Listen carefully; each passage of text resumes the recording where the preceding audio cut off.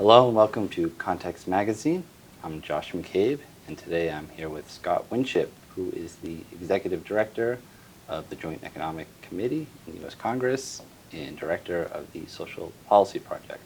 Scott, thank you for coming here today to talk about your career and working on sociology in Congress. Well, thank you very much for having me. It's a pleasure. So I just wanted to start off with your early research looked at economic instability, trends over time. Can you tell us a little bit about that? Yeah, so I had started out actually with a different dissertation topic. Was interested in looking at the effects on kids of growing up with a single parent, and eventually, after defending my prospectus on that topic, decided that it was just a research question that I didn't think I could answer convincingly. This was before I had data or had any sense of what I was going to come up with. I just felt like it was too difficult a question to answer. Fortunately, around the same time, fortunately for me, Jacob Hacker had published his book, The Great Risk Shift, and among other things, it argued that income volatility had risen over time. It really spiked in the early 1990s, and I took a look at it, and it was such a dramatic increase. And I think I was using the panel study of income dynamics, which is what he used coincidentally for something else at the same time. So I'd sort of decided, well, I'm going to take a look at this, and found that his result was really driven by changes in the number of people reporting very low incomes over time. And then when you take the logs of those incomes, it made the results very sensitive. And he found this big increase. But if you went back and actually addressed these unrealistically low incomes, these are people who reported earning $500 for an entire year, then any number of ways that you addressed those, you found that this big increase basically went away. And so my dissertation was really looking at volatility, income volatility trends over time. And found there was a sort of modest increase in the 1970s, but not much change in income volatility after that. Now did that help lead you toward, you have a sort of non-traditional career, you didn't end up going into an academic track, you went more for a public policy track. Yep. Did your research continue on that track? So it did to some extent. So I think what my dissertation did is it sort of opened up a new area of research that I was interested in, which was, I guess, kind of economic anxiety and insecurity more generally. And so I started doing a lot of work just trying to figure out what trends in income and in earnings really looked like. To the extent that I've had some opportunities in DC, a lot of it has been just by finding this niche of sort of things that are conventional wisdom that turn out, when you kind of take a look at how we're measuring all of this stuff, just turn out to be very fragile or completely wrong over time. And so started getting into this genre of, things, we have some problems, but they're probably not as bad as you think, and doing more around income trends, risks along the lines of losing your job or losing your health insurance coverage, retirement security, sort of a number of broader issues like that. And came down to DC, never actually went on the academic market for a number of reasons, and sort of fortunately fell into think tank work down here. First at Third Way, which is kind of a center-left think tank that's still around. Not many of the center-left think tanks are here anymore. And then that led to future work at other places, kind of studying similar topics. Can you tell us more about think tank work? How is that different from traditional academic routes? Yeah, it's interesting. So I think most obviously it's more directly concerned with public policy, I would say.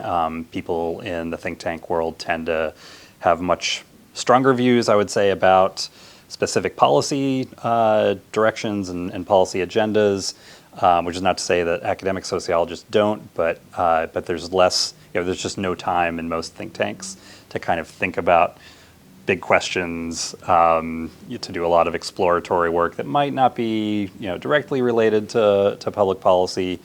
There's a real premium on questions that policymakers can sort of run with, or that can shape their policy agendas. I think that there's an obvious upside to it in that to the extent that somebody wants to do primarily research rather than teaching or some of the other mentoring responsibilities that come with academic position, there's none of that, and so it's nice to be able to do research full time. It comes with a lot of downsides too, of course, most of them related to politics, pressures, to sort of follow the incentives and tell a very simple story that's in demand by policymakers versus a more nuanced, complicated story. I think your work is viewed by folks more skeptically to the extent it reinforces the priors of an audience. You're warmly embraced, and you get opportunities to write for outlets and things like that.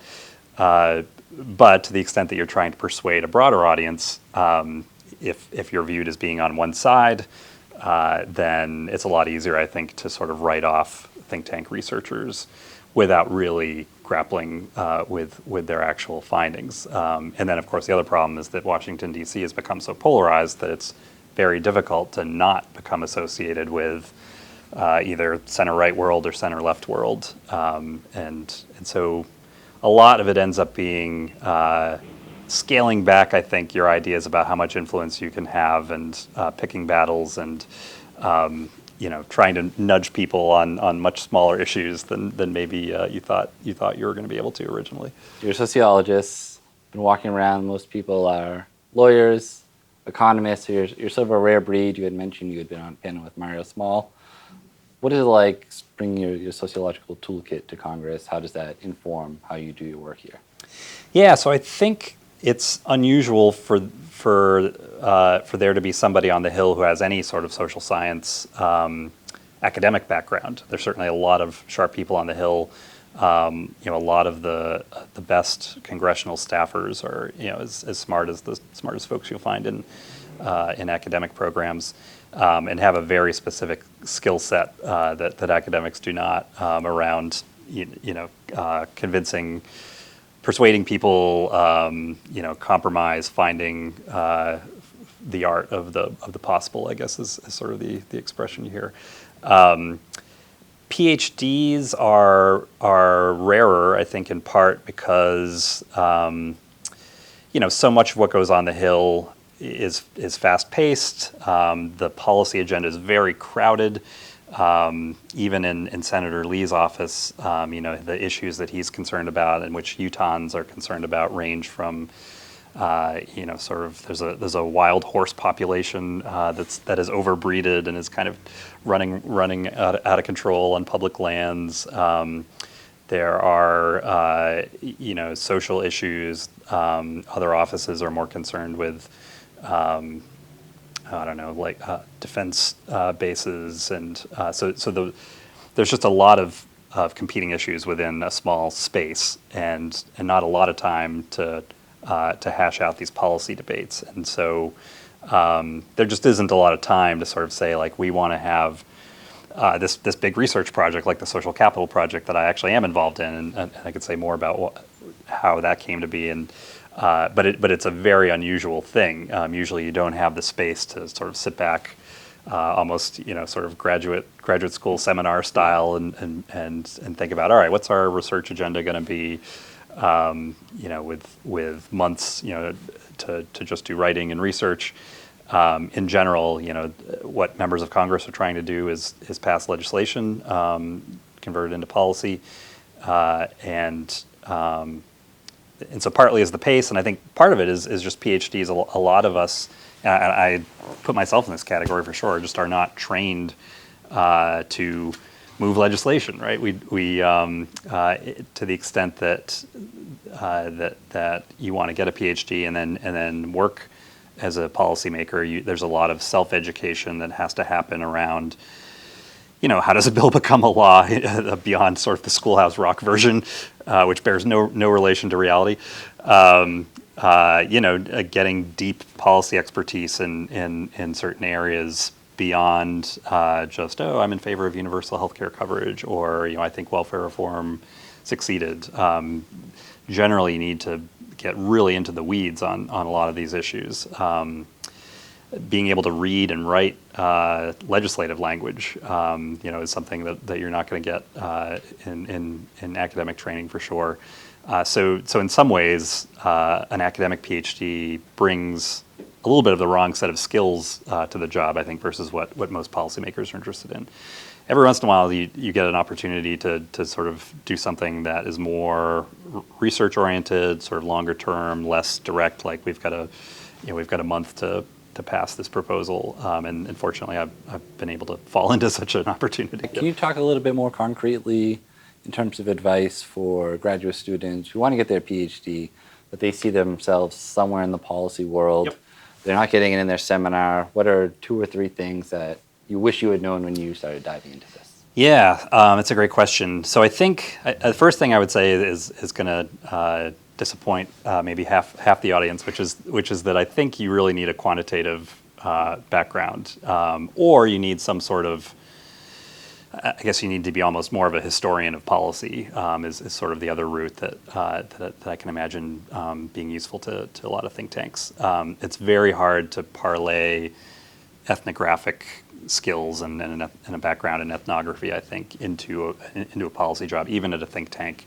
I'm not completely sure why that is, other than it's the productivity is lower when you have to spend an extended amount of time in the field, and the results sort of come later. I think lots of times, I think a lot of sociologists choose questions that don't have necessarily as direct policy relevance as a lot of think tanks are looking for, or policymakers are looking for. So the big thing I would say is to develop quantitative skills, to develop familiarity with the surveys and the data sets that are out there, to the extent that you're a quantitative person, or to be more of a policy historian, or develop deep policy expertise in certain areas. Effective tax credits on social policy, in your case, is a great example. And it's generally not something that I think you're going to find at most PhD programs. In other words, you're going to have to sort of hustle and do a lot of this on your own. My program was actually multidisciplinary. It was at Harvard's Social Policy and Sociology program. And even that, so that was nice in that we got some exposure to labor economics, for instance, that I probably wouldn't have, to political science to some extent. But really, because even in that setting, just about everybody there had only knew academia, David Ellwood being kind of a big exception. You really did need to sort of carve your own way, and a number of folks from my cohort have managed to sort of take that path. So yeah, I think the first thing is to sort of think about what your niche would be.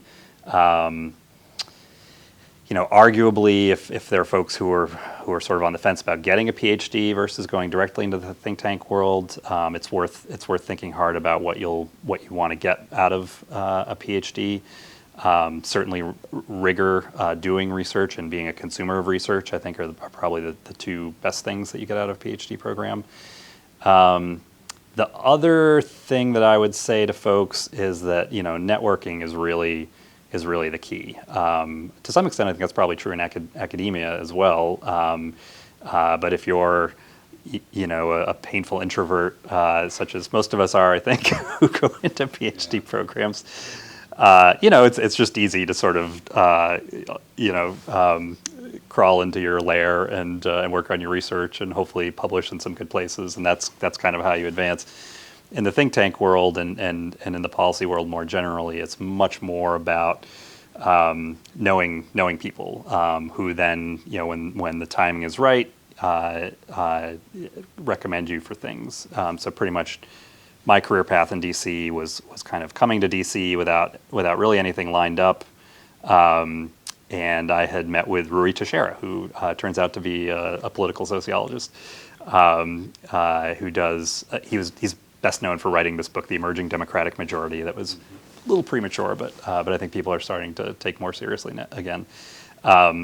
He was starting up this new thing called the Democratic Strategist, and so when I came to town, he had remembered meeting with me, and thought of me for the position. So I did that. In theory, I was still in my PhD program. Wasn't doing a lot of writing at that point. And this part-time job sort of led to a full-time job with Third Way because I had published them. Things at Third Way, for a variety of reasons, didn't work out.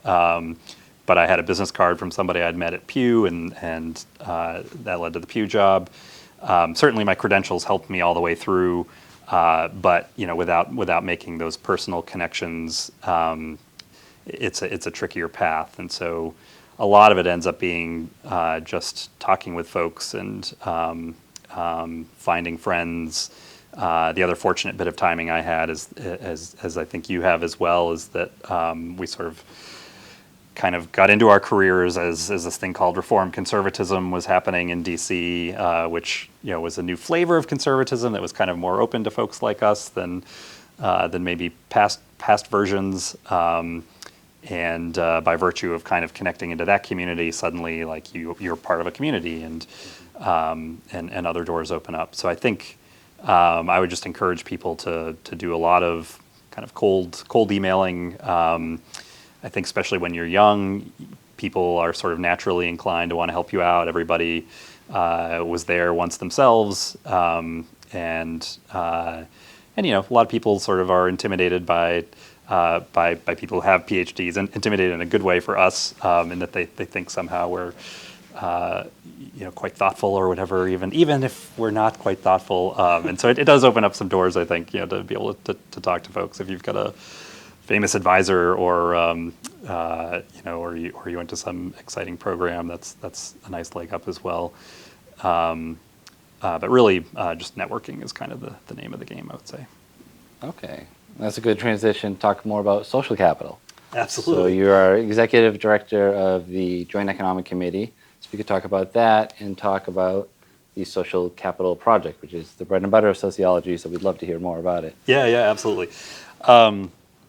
So as I said, this is a pretty unusual thing to have on the Hill. I'll sort of back up. Senator Mike Lee of Utah was on the Joint Economic Committee for a while. Eventually, he became the most senior Senate Republican, and so the vice chairmanship came his way at the beginning of 2017. And to his credit, what he decided he wanted to do with his time on the committee was shine more of a light on social capital, which generally the Joint Economic Committee, as you might expect from the name, is more focused on economics. A typical chairman's office of the JEC has a bunch of econ PhDs who are looking at things like monetary policy and trade and the economics of healthcare and sort of labor markets and regulation, kind of more sort of traditionally economic topics. So in the vice chair's office, they hired me to set up this social capital project, and we decided for the first 2 years of the project, we would just focus on descriptive stuff. So what are trends and indicators of social capital? What's the geographic distribution of social capital? We did reports in a few specific areas around men who have dropped out of the labor force, and we got fairly into the opioids epidemic, which turns out not to be primarily a social capital story. We got a little bit further into it than I think we intended to.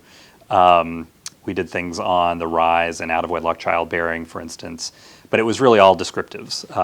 So then, in the 2018 election, the Republicans retained the Senate. On the JEC, the chairmanship and the vice chairmanship switch every Congress, and so Senator Lee became the chair of the committee and offered me the executive director slot, and had really enjoyed the project and wanted to keep doing it. So now we're continuing at this Congress, but we're now focused on policies to expand opportunity by improving the health of families and communities and civil society. So it's a little bit new for me in that I've not had a lot of experience developing a policy agenda per se. Not something necessarily that an academic PhD program prepares you for, depending on sort of what course you take. And so it's been a great opportunity, and it is very unusual in that we are not sort of focused on developing policies for Senator Lee to pass next month. It's more let's be thoughtful and craft a bigger picture policy agenda that, maybe 2, 4, 10 years from now, folks could sort of look at and say, oh, this actually was a fair amount of thought was put into this. It focuses on restoring the health of our institutions. Maybe for a sort of center-right world that looks a little bit different than today's does, but we really do view ourselves as being part of all the really fascinating conversations that are happening around the future of conservatism in the wake of 2016. Where do we go from here? What was the Republican Party missing prior to 2016 that we learned more about with Donald Trump's election? So that's the goal. We're focused on family affordability, family stability, connecting more people to work, increasing the effectiveness of investment in youth, and rebuilding civil society are kind of our main priority areas. And we've staffed up with sort of former think tankers, some younger folks who come out of very good sociology programs, a couple of them actually. We have several sociologists on the team. I think we have one PhD economist who just got her PhD this spring. So it's a very unusual group for JEC, and as a consequence, we're taking on very different topics than traditionally are looked at. Can you talk about how you disseminate some of that research? So academics, we put it in journals and books that we read, and we're not sure about who else reads them. You want to gain a wider audience, and I know you guys have been really good with data visualization and helping disseminate that research. Can you talk about some of that? Yeah, that's been it has been very key, as you said, to the extent we've had success. I think it's been a number of maps and other things that we've put out. So I have one team member. I have a comms team, and then I have a team member who essentially taught herself how to create these dynamic maps in R. And I'm forgetting the sort of the underlying language that she's using. I can't remember the name of it now. It's a mapping kind of language that there's a library in R that you can then do most of the work in R and produce these neat maps. Wish I could remember the language. So she basically taught herself to do that, and is now teaching herself D3, which is what all the cool kids use to produce interactive maps and graphics when you see something cool on the New York Times website that involves like being able to rotate things, and that's all this language called D3. And I'm too much of an old dog to learn some of these new tricks at this point, but fortunately my team member Christina is not. This brings me to a recommendation for grad students in particular. If you have to choose between learning Stata and R, I'm a Stata guy. I can do just about anything that I need to do in Stata. But man, my eyes have been open towards all the things you can do in R. If I could go back and do it over again, I would probably learn R, just because of all the kind of add-ins that you can incorporate into what you do. So data viz is very important. We made some maps. I don't think we've done anything real fancy with our charts or some very basic interactive stuff, but it's certainly key. The nice thing about some of these languages that are good for data viz, or something like Tableau, for instance, which is something else that I don't have experience with, but that a lot of people are using these days, is that you can take these free online courses either through something like Coursera, or you can just find kind of tutorials that people have created online. But yeah, I find it's pretty remarkable. I don't know what folks are doing in seminars these days in terms of PowerPoint decks. When I was in grad school, like PowerPoint was sort of becoming passé. People would put it into Adobe Reader and do their presentations that way. I suspect that the presentations have gotten a lot fancier, and there's just a lot of neat ways you can present data that you couldn't even a decade ago. So that's another niche. When I said at the beginning, that a key is just finding a niche. If your niche isn't, I think I found my niche was being the contrarian guy that said, well, things aren't as bad as you think. And that was fortunate, and a lot of people, I think, were actually analyzing the data wrong. Another niche is, I can do this cool stuff with data viz and present my results in a way that other people can't, that's more compelling. Another niche is I can write clear for non-academic audiences. That's one that's, I think, quite rare. But certainly doing data viz stuff well is a valuable niche here in DC. Good. Okay. So, and with two big questions, looking forward to 2020, right? Yep. So one, if you have a student interested in public policy and looking for a dissertation topic for their proposal in 2020, what topic should they be looking at that will get policymakers' attention? And then inversely, if you're running for president in 2020 and you had a couple ideas that candidates should listen to sociologists on, what would those be? Wow, okay, those are big questions. So on the first one, thinking about something that will be of interest to policymakers in 2020, I think, I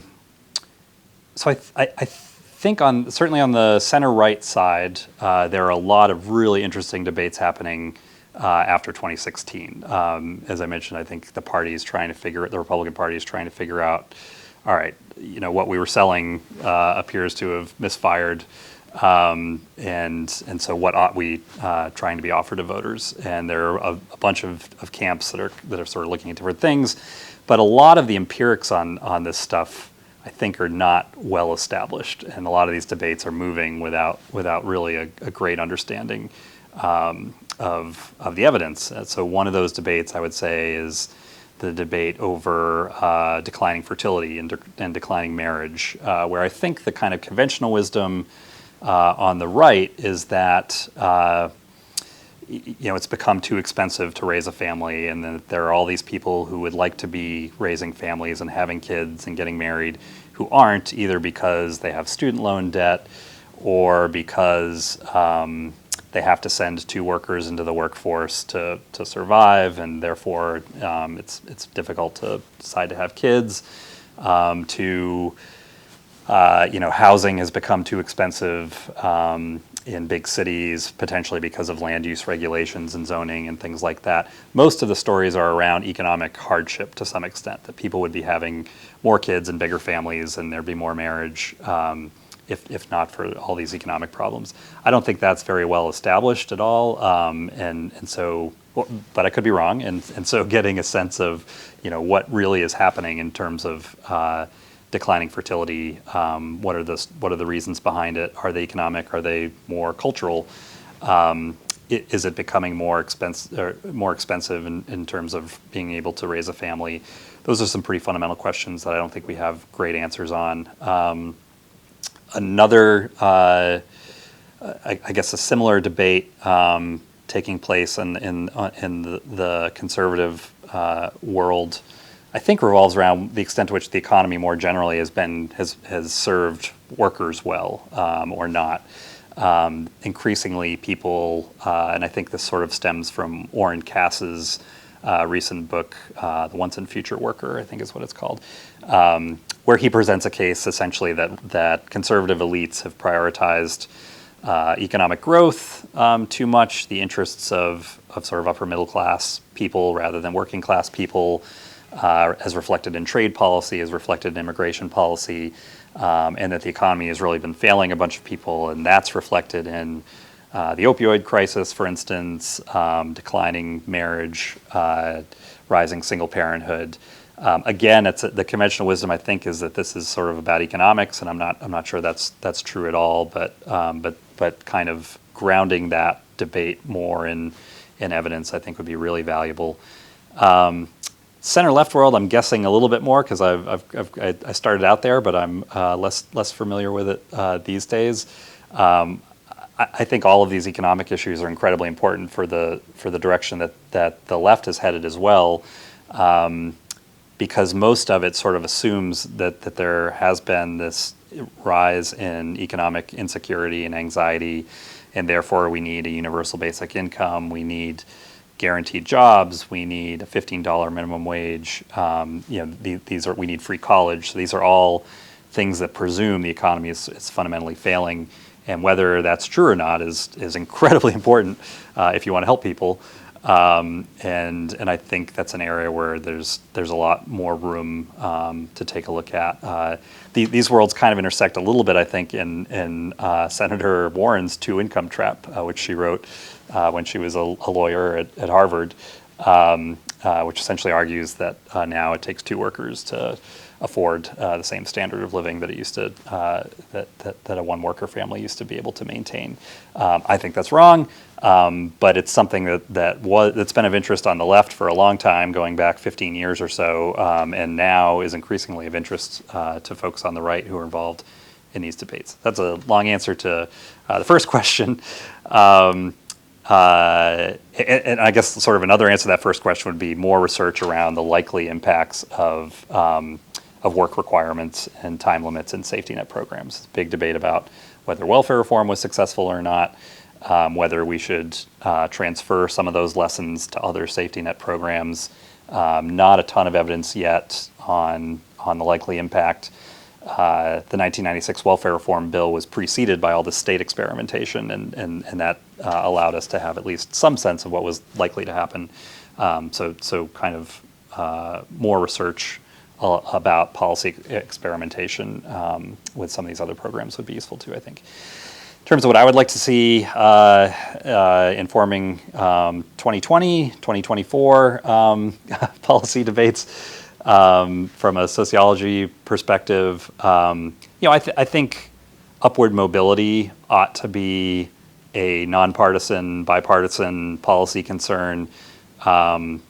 We can debate, the best way to increase and expand opportunity, but it would be great if both sides prioritized that, and then had great big political fights about the best way to get to it.